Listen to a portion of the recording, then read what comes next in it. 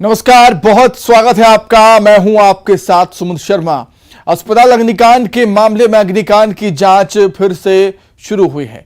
प्राथमिक तौर पर पुलिस अधिकारी और डॉक्टर्स की टीम जुटी है। घटनास्थल का मुआयना किया गया है। आपको बता दें, जबलपुर के अस्पताल में आग लग गई थी। आग से कोहराम मच गया था। 8 लोगों की जान इस हादसे में चली गई और अग्निकांड मामले की जांच शुरू हो चुकी है। प्राथमिक तौर पर पुलिस अधिकारी और डॉक्टर्स की टीम घटनास्थल का मुआयना करने के लिए पहुंची। तो आखिर यह हादसा हुआ कैसे? क्या कोई लापरवाही है इसमें सामने आई? गलती किसकी, चूक कहां हुई? तमाम पहलुओं के आधार पर मामले की जांच की जाएगी और जबलपुर के हॉस्पिटल में हुए अग्निकांड के मामले की जांच शुरू हो चुकी है। प्राथमिक तौर पर पुलिस के अधिकारी और डॉक्टर्स की टीम घटनास्थल पहुंची है और घटनास्थल का मुआयना किया है।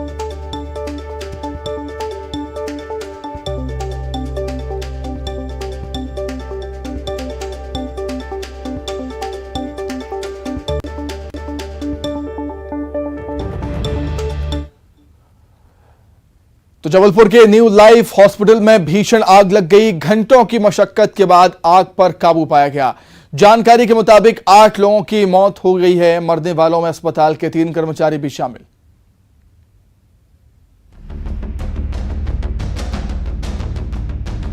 आग की लपटों के बीच धुएं का गुबार उठ रहा है। पूरी बिल्डिंग धू धू कर जल रही है। इस खौफनाक मंजर को जिसने भी देखा उसकी रूह तक कांप गई। तस्वीरें जबलपुर की हैं और खास बात यह है कि आग के गोलों में जो बिल्डिंग तब्दील हुई है वो है अस्पताल। New life multi speciality hospital में जब आग लगी तब अंदर कई कर्मचारी और मरीज थे। जो लोग ऊपरी मंजिल पर थे उन लोगों ने खिड़कियों के कांच तोड़कर जान बचाई, लेकिन निचली मंजिल पर लोग फंसे रह गए। डेड बॉडी ज्यादा है। फायर ब्रिगेड और पुलिस अपना काम कर रही है। बहुत ही दर्दनाक घटना है।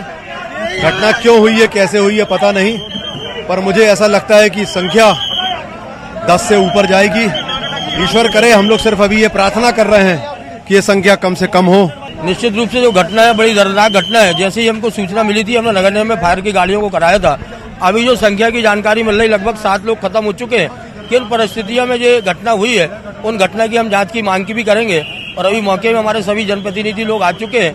हम भी प्रशासन के साथ पूरा सहयोग कर रहे हैं। जल्दी से जल्दी लोगों को हम यहाँ से निकाल सकें और जहाँ भी जीवन की पूरी उम्मीद है उनको बचाया जा सके। यहाँ से जो भी इस तरह के लोग मिल रहे हैं उनको मेट्रो हॉस्पिटल और अन्य जगहों पे हम लोग यहाँ लगातार भेज भी रहे हैं। अस्पताल में लगी आग पर काबू पाने के लिए फायर फाइटर्स की टीम को घंटों जूझना पड़ा। हादसे के बाद एनडीआरएफ ने भी मोर्चा संभाला। आग लगने के बाद अस्पताल के अंदर के हालात को देखकर हर कोई सकते में है। हादसे पर सीएम शिवराज ने दुख जाहिर किया। जबलपुर के न्यू मल्टी स्पेशलिटी हॉस्पिटल में हुए अग्नि हादसे में अभी भी गंभीर हालत में हैं, जिन्हें अस्पताल में भर्ती कराया गया है।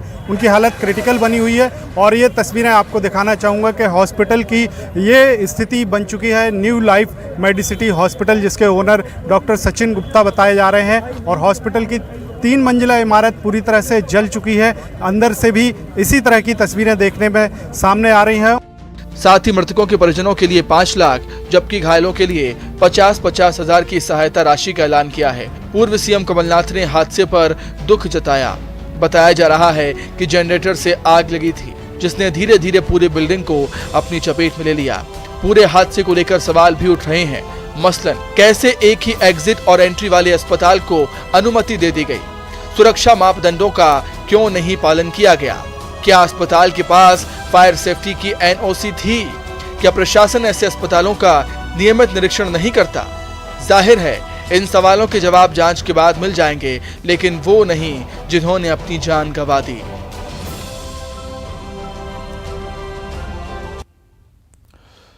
वहीं सीएम शिवराज ने जबलपुर अस्पताल में हुए अग्निकांड पर दुख जाहिर किया। उन्होंने कहा कि अस्पताल में आग से कई लोगों की मौत को लेकर लगातार मैं संपर्क में हूं और भगवान महाकाल से प्रार्थना की है कि सब कुशल मंगल हो।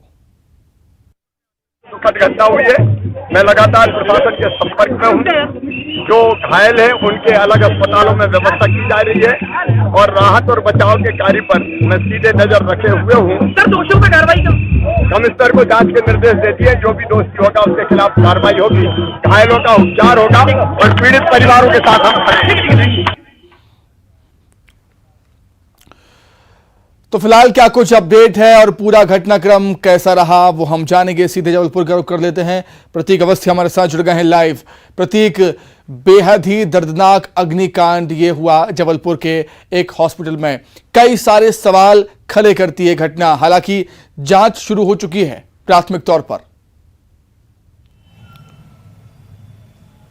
देखिए सुमित, अभी इस हादसे में बड़ी खबर यह है कि मृतकों के नाम सामने आ चुके हैं। सबसे पहले न्यूज 18 दर्शकों को नाम बतलाने जा रहा है। जो 8 मृतक है उनमें से 2 यूपी के बताए जा रहे हैं और 1 सतना जिले का है।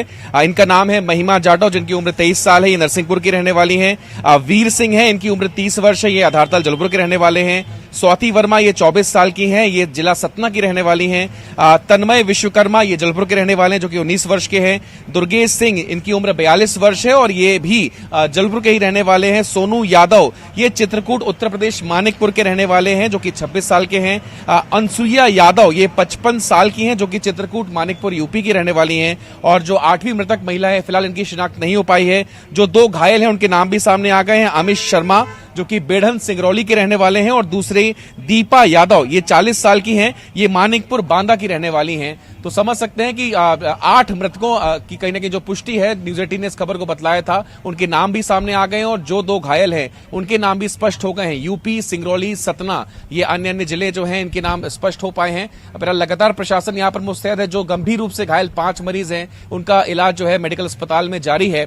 बेहद विभत्स से हादसा था और उसके बाद अब तमाम प्रश्न जो है उठ रहे हैं। जो जांच टीम है, जो कि निर्देश पर गठित की गई है जिला प्रशासन के निर्देश पर, वो फिलहाल तत्काल रूप से अभी मुआयना कर रही है, जिसमें 2 चिकित्सक भी शामिल हैं, फायर ब्रिगेड के अधिकारी हैं और पुलिस प्रशासन का महकमे के अधिकारी जो है उस जांच दल में है, जो अस्पताल के अंदर मुआयना कर रहे हैं। बहरहाल स्पष्ट तौर पे जो अस्पताल कर्मचारी थे, जो प्रत्यक्षदर्शी थे, वो ये बतला रहे थे कि जो आग है वो दरअसल जनरेटर से शुरू हुई, जो कि ठीक एंट्री गेट पे ही लगा हुआ था और उसके बाद आग भभकती गई और ग्राउंड फ्लोर से लेकर पूरे 2 माले को अपने चपेट में ले लिया।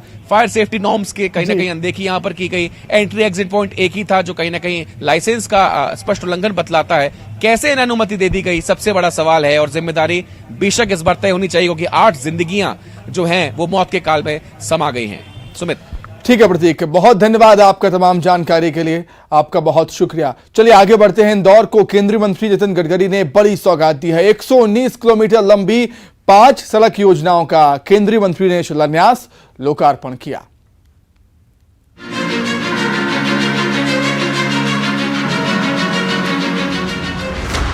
इंदौर के ब्रिलियंट कन्वेंशन सेंटर में सिंगल क्लिक के जरिए केंद्रीय सड़क परिवहन और राजमार्ग मंत्री ने सौगात दी। नितिन गडकरी ने 2300 करोड़ की लागत से बनने वाली सड़क परियोजनाओं की सौगात दी। केंद्रीय मंत्री ने इंफ्रास्ट्रक्चर को लेकर इंदौर की तारीफ की, साथ ही कहा कि योजनाओं पर इंदौर वासियों का हक है।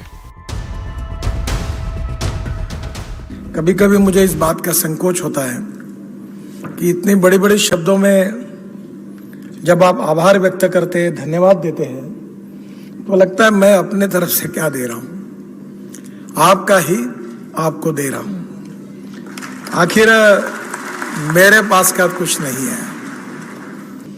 इंदौर ही नहीं, मध्य प्रदेश ही नहीं, संपूर्ण हिंदुस्तान इंफ्रास्ट्रक्चर में, वाटर, पावर, ट्रांसपोर्ट, कम्युनिकेशन में दुनिया की नंबर 1 की डेस्टिनेशन बननी चाहिए। यही तो हमारा विचार है और उसी लिए हम काम कर रहे हैं। कार्यक्रम में सीएम शिवराज भी शामिल हुए। सीएम ने पीएम मोदी की जमकर तारीफ की और कहा कि इंदौर जिस रफ्तार से विकास कर रहा है वो जल्द ही बड़े शहरों को पीछे छोड़ देगा। सचमुच में नरेंद्र मोदी जी भारत के लिए भगवान का वरदान है। एक वैभवशाली, गौरवशाली, संपन्न, समृद्ध और शक्तिशाली भारत का निर्माण हो रहा है। आने वाले 10 साल में इंदौर, बेंगलोर और हैदराबाद को पीछे छोड़ेगा। केवल मध्य प्रदेश नहीं, देश का सबसे तेजी से बढ़ता हुआ शहर है।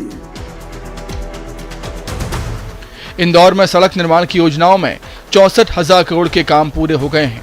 ऐसे में नई योजनाओं के आने से एक तरफ सड़कों का जाल बिछेगा, दूसरी तरफ विकास को भी गति मिलेगी।